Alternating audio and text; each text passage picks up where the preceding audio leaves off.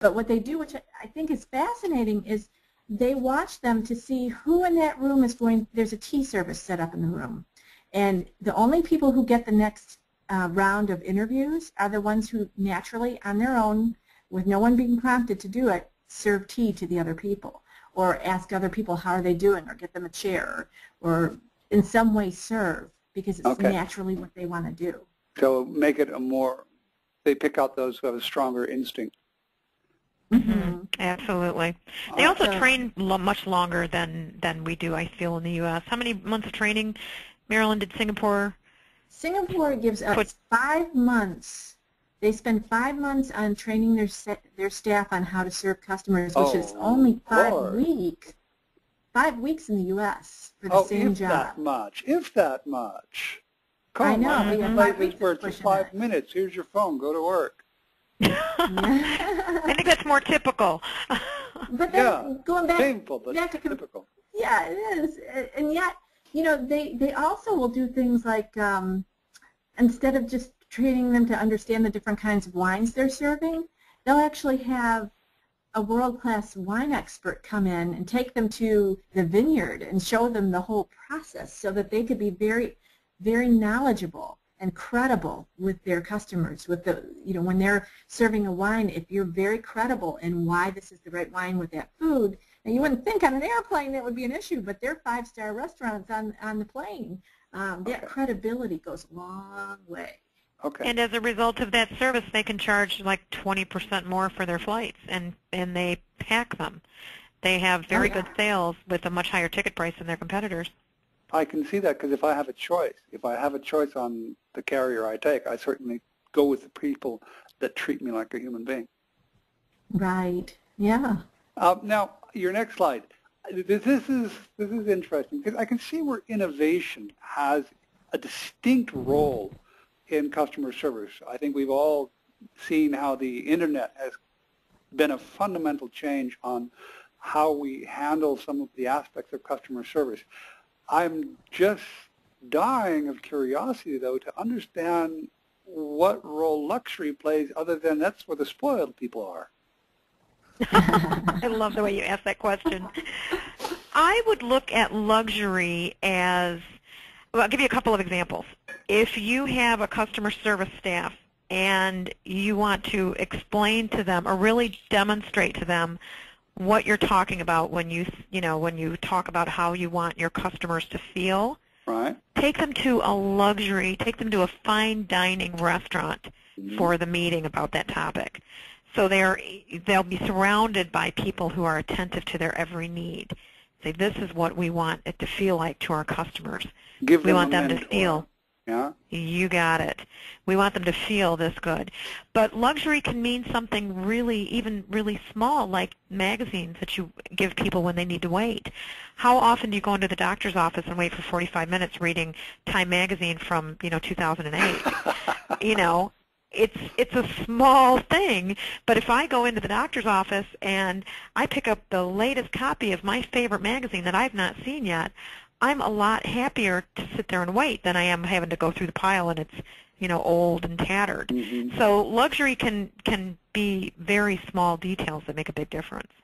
Mm-hmm. Freshly ground coffee, having the brown beans right then and there. It's a small price to pay, but the sound of it and the smell of it when you're waiting at a car, for your car to be fixed. All right. So basically, what I'm hearing though is think about things that make for a pleasant, relaxing, and enjoyable experience, not just waiting for the doctor.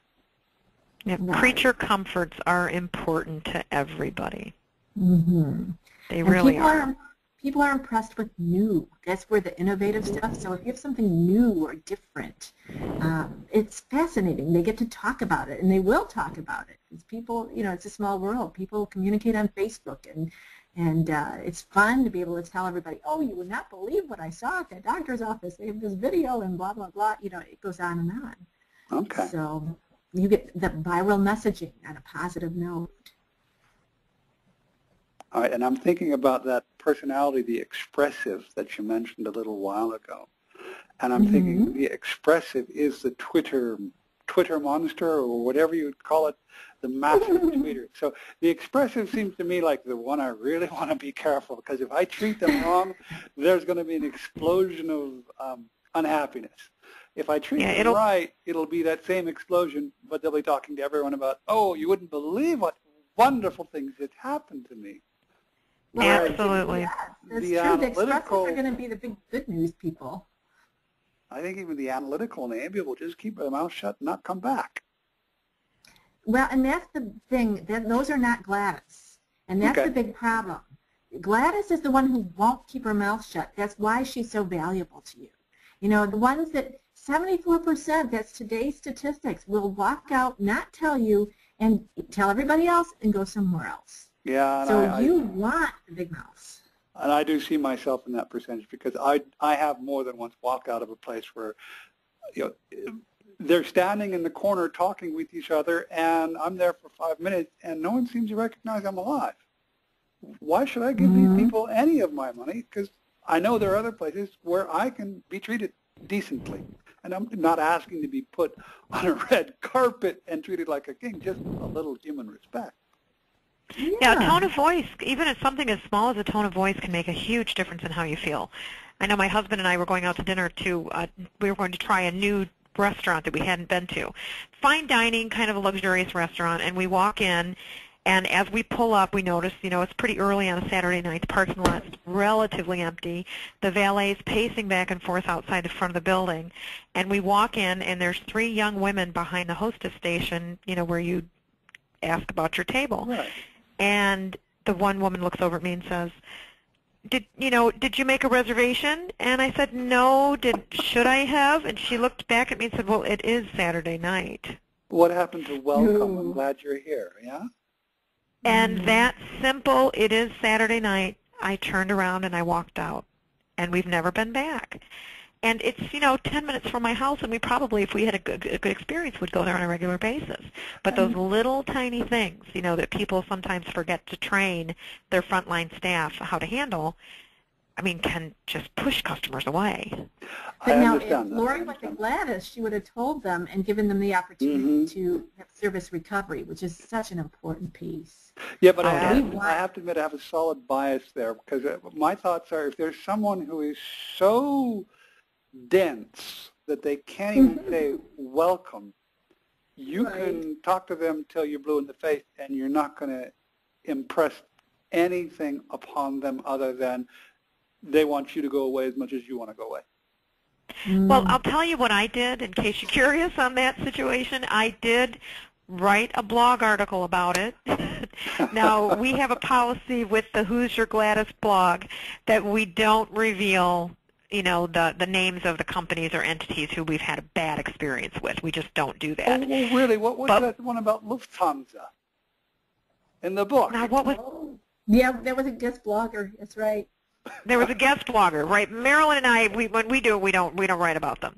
Okay. But what I did was I wrote a blog article about it, and then I took that blog link and I emailed it to the manager of the restaurant. And he was very apologetic and said, you think you've trained people, and, I'll definitely take this and show this to my hostess, team. And he invited us to come in and, on a Saturday night, ask her in personally, et cetera. But what was really interesting about that is I have really no interest in going back. Oh, really? So I haven't taken him up on it. Because I'm thinking, okay, after 6 months, if it's convenient, it's close by, they might have really good food at reasonable prices. I might try it again. We'll see. Well, think about the business they lost in that period of time where you don't. Absolutely. Well, we have so many choices today, more choices than ever, so we don't have to go back unless we're really compelled to. That's why customer service is such a critical component today, more than ever before. Now, you've got an interesting question. How would you rate your company on this slide? And I have to be, well, I'm going to be my analytical and expressive at the same time. Go for it. Ratings are so subjective. I liked it. It felt good to me. And if you're going to benchmark, you really want to try and choose objective measurement techniques. Do you have anything in there that says, how do you rate, other than I liked it, it was nice?